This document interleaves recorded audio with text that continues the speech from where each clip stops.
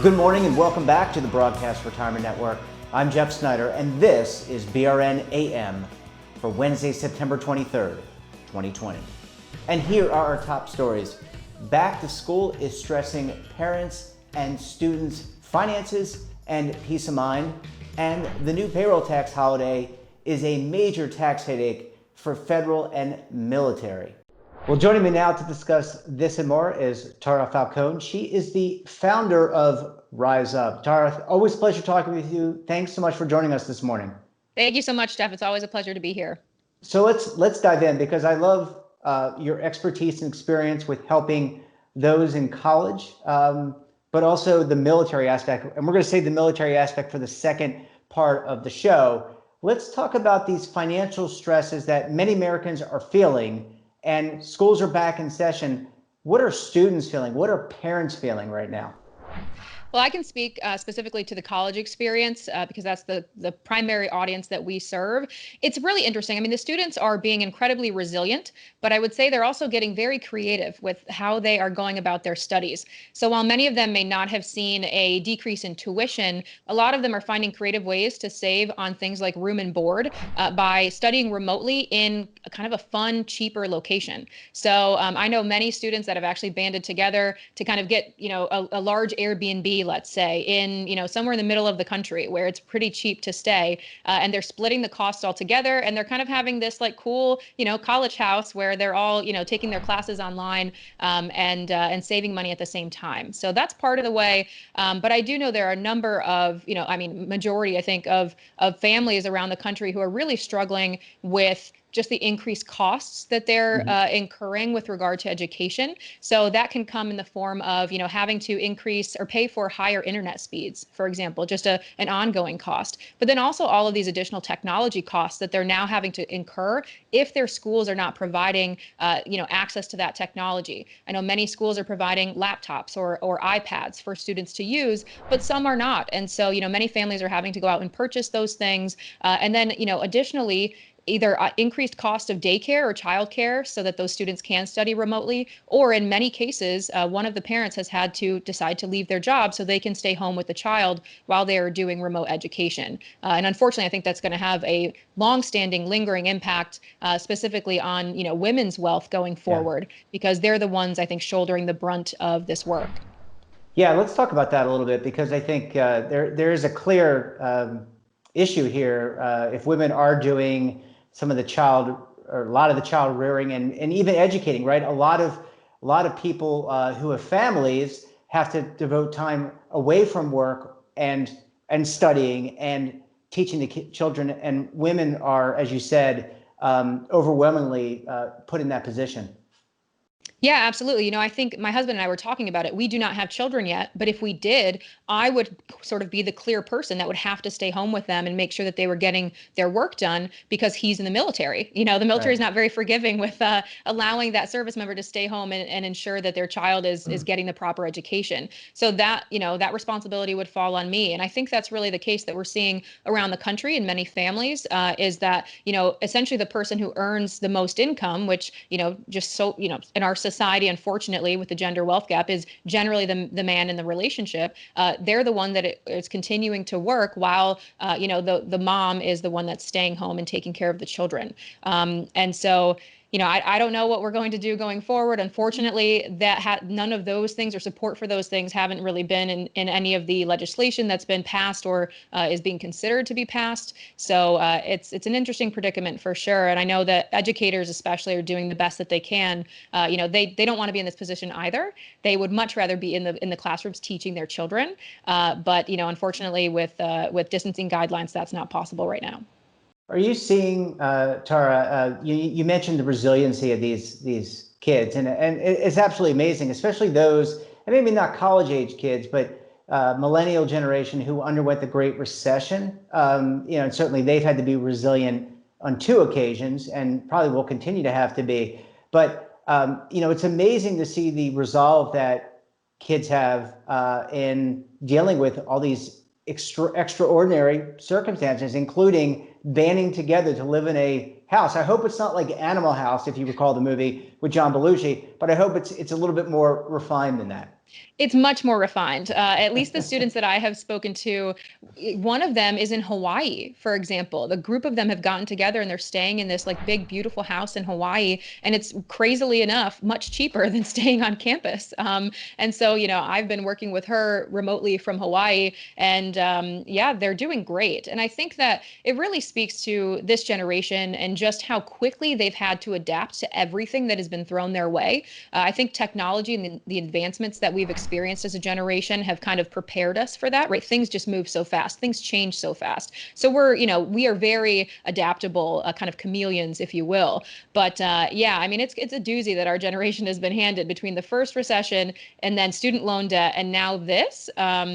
Yeah, it's not the best place to be in, that's for sure. No, it's certainly a lot. And in terms of your I don't know, I want to call them coaching sessions. I don't know if that's the right terminology, but in terms of the sessions that you have with these kids, obviously most of it, all of it's virtual. How are they feeling mentally? I mean, do you talk a lot about the mental health of these people? I know that's not your area of expertise. You're mostly focused around finance, but there's a mental element to this, Tara. Yeah, absolutely. And actually, the first module in our LIT curriculum, which is our virtual financial literacy curriculum, is money mindset. So we talk a lot about kind of the attitudes and feelings that we have toward money, and that's in our syllabus right now. That's where we start our year off. And so we have loads of students logging into our platform, watching those videos, rewatching those videos, commenting about how they're feeling about their money now versus last year, for example, and how that money mindset has shifted.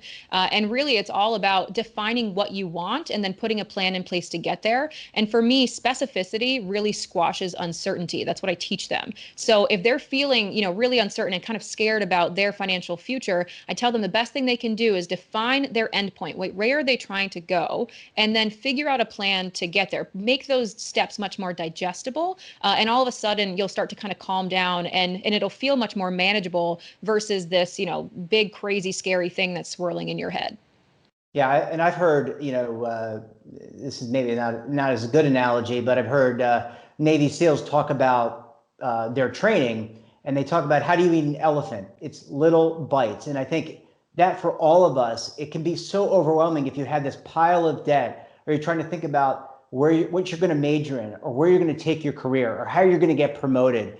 It's breaking it down into little pieces that you can manage and achieve, and that way you don't kind of set yourself back mentally towards your goal. Yeah, absolutely. And for the people who have either just graduated or in their senior year now, I've been kind of advising a lot of students in that time frame for them. And many of them are sort of like, what do I do? I can't get the job that I have, gotten a degree for, but I could get this other job that, pays me less, but, still gives me some experience. And I'm telling them, just take the dang job, right? Just get through this year, get some skills. Like anything is better than nothing on your resume to start. And frankly, that first job out of college, once you get 10 years out, really doesn't mean a whole lot, which in where they are in life, it seems like it's the biggest thing possible, but kind of providing that perspective to them that like, hey, this is just a drop in the bucket, in the time span of your life. And, the most important thing right now is to have a bit of stability, have a paycheck, and to be acquiring skills. So even if it's not, the dream job you hoped for right out of college, it is still a step forward. Yeah, as my Aunt Sylvia would say, this too shall pass. Sylvia Goldstein, she was a great aunt. Tara, we're going to take a quick break. And when we come back, we're going to talk about the payday holiday and the impact on service members. You're going to want to stay tuned right here on BRN AM.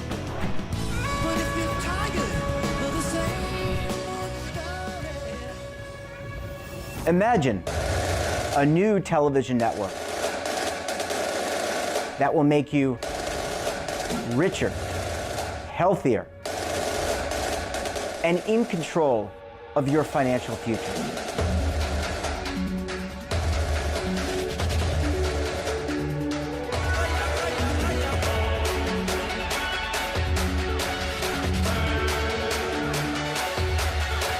This network is for the policewoman in Nashville, Tennessee, the baker in Dubuque, Iowa, the teacher in Lexington, Kentucky.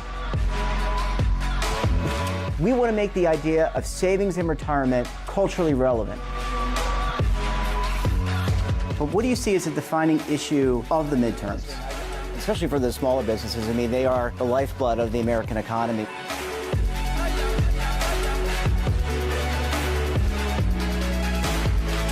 Featuring exclusive interviews, current affairs, and docuseries. 33 years old, you retired early. The philosophy is money only matters if it helps you live a life that you love. But you got to start thinking about retirement as soon as you get in. The Broadcast Retirement Network will drive very high engagement with premium partnerships. So this isn't retirement and savings for your parents or grandparents. This is for all Americans. And we're going to change the way you think about money.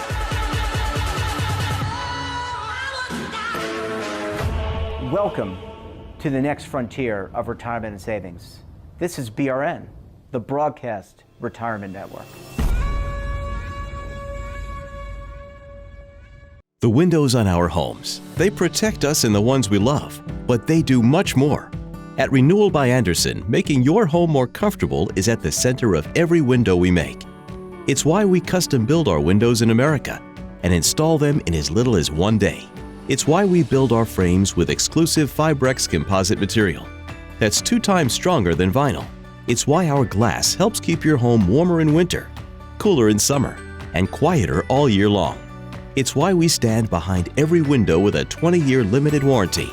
Why not help lower your energy costs while giving your home and family the best? Call 1-800-835-6525 to schedule a free in-home consultation. Buy one, get one at 40% off with this special offer. Plus, get special financing with no money down, no monthly payments, and no interest for 1 full year. Renewal by Andersen, the better way to a better window. Call 1-800-835-6525 now. Welcome back. We're talking to Tara Falcone. She is the founder of Rise Up. Tara, always a pleasure chatting with you. Thanks so much for staying with us this morning. Same to you, Jeff. Thanks for having me. So let's shift gears. We talked about the adaptability of Gen Z, millennials in dealing with this pandemic and how they're learning. It's absolutely amazing. Let's talk about the military, because they serve such a vital role protecting us from enemies, foreign enemies, and they're vital to what we do. Let's talk about this payroll tax holiday, because it's not a complete panacea as it relates to these folks. No, and frankly, it's just very frustrating. We received our first paycheck actually today, and you see that 6.2% increase off of your base pay, and you know that it's just it's a Band-Aid, right? The government is trying to do something, for whatever reason. It seems as though they're trying to get cash back into the pockets of Americans, whether it's, to save Christmas in 2020 or whatever it might be. But at least right now that it's not actually going to be forgiven, or at least that hasn't been pushed through. And so it's just sort of an annoyance to me, right? It's like you have, September, October, November, December, that you're going to see these increases. And then all of a sudden come January, that's then going to be taken out of your paycheck. And so, for many military families, for all military families, you can't opt out of this. So in other private companies, they have the decision whether they want to participate in this payroll tax holiday or not. Government and the military do not have that choice. And so, it's nothing that we have a choice over. We have to participate in this. We have to plan accordingly. Again, we're adaptable. We're used to changing circumstances. But frankly, this is just very frustrating. There are many military families who already are struggling living paycheck to paycheck, or on one income, or in the middle of a move, or whatever it might be. And now all of a sudden you're asking them to also plan basically 5 months down the line to, quote unquote, pay back this tax holiday money, and not use it in this current time frame. And it's just a level of planning and kind of administrative headache that frankly we don't need, in my opinion. Look, I think it just creates another layer of planning if you got to pay it back. I mean, are any advice to your fellow service member families, or even service members who are, I know you're not in service, but your husband is, any things that people can do? I mean, do you create like a separate piggy bank or bank account to just take the money and put it over there until you have to pay it back? Yeah, so I think one of the things I want to make clear is that as of right now, it's not going to be you having to physically write a check to the IRS to pay this back. The plan as of now is for your paychecks in 2021 between January and April to essentially be lowered by that same amount to pay back that money to the IRS. So really what I recommend that people do is siphon off that additional amount, that additional 6.2% into a separate savings account. That way, when your paychecks in the beginning of 2021 are lower, you can then move the amount that you were getting back into your bank account. So it's as if you're getting the same amount every month. You're kind of smoothing it out instead of having this bump now and then this lower amount later. You're kind of equaling them back out as if the payroll tax holiday never existed. What I would caution people not to do is to spend that money, especially if you're the type of family that is living paycheck to paycheck. And that's why I think it's just very frustrating. I think it's this, blanket policy that, frankly, out of touch people in government are making, and really not thinking about the micro level, family by family level of what this is going to do to them and how much planning it's going to require of them. Because if you're living paycheck to paycheck right now, and all of a sudden your paycheck looks larger, and maybe you're not, thinking, or you're not kind of as in the know about why it's larger and then what's going to happen to you 5 months from now, you're probably going to feel, pressured to spend that money or to use it to pay down, debt that you already have or something like that. And then you're going to find yourself in a worse off position come the beginning of the year. And that's what we want to avoid. Yeah, it's almost, Tara, it's behavioral finance, right? I mean, it's all the things that we talk about in the retirement world and just in finance, if it's like the carrot and the stick. And if you give people money, what are you going to do? A lot of people would probably save it, but a lot of people are going to say, look, I've got bills to pay down. I've got student loan debt. I've got a mortgage. I've got a car payment I've got to make, or I want to take my family out to dinner. We haven't been out to dinner in 6 or 7 or 8 months. So, I mean, it just seems kind of counterintuitive to me. And you're absolutely right. I mean, it just seems like the people who are making these decisions don't even have any wherewithal about what the average person out there is thinking. Yeah, absolutely. And I think from a behavioral finance perspective, the less factors you can throw at someone, or the less changes you can throw at somebody, the better, right? The more that they're used to the circumstances that they're operating in and the kind of more expected those circumstances are, the better and easier they are to plan for. And now all of a sudden, like I said, it's like a 4-month up and then a 4-month down. And you're really asking a lot of people, especially after they've, as you mentioned, been quarantined for months, they haven't gone out, they've probably deferred a lot of expenses, and holidays are coming. And I understand maybe, there are economists in government that are thinking, oh, let's infuse, the American people with more cash and then just take it back later. And frankly, for individuals, it's a recipe for disaster. Yeah, I think you're right. Well, Tara, always a pleasure chatting with you. Love you're kind of like a double-headed monster. I don't even know that's a great way to define you.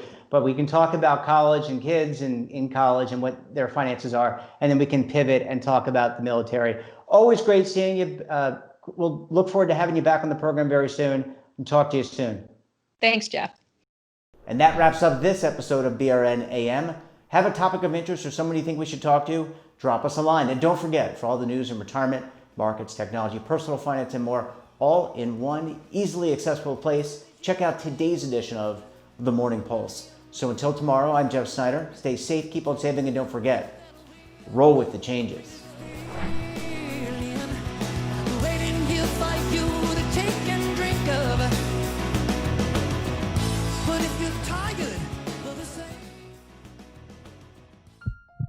Are you being audited and do you owe the IRS $10,000 or more in back taxes? Is the IRS threatening to take more of your money? Don't fight the IRS alone. The Tax Doctor is here to help you negotiate your tax bill and reduce your stress. The IRS can freeze your assets and seize your bank accounts, but you can stop these IRS actions. The Tax Doctor will work with you using our years of experience to represent your case to help you get the best resolution under the IRS guidelines. Help is here to deal with the IRS to reduce your stress. We've handled thousands of cases, so we know what we're doing. If you owe $10,000 or more in back taxes, do not call the IRS alone. Call a Tax Doctor now for a tax emergency analysis. Call 800-224-6439.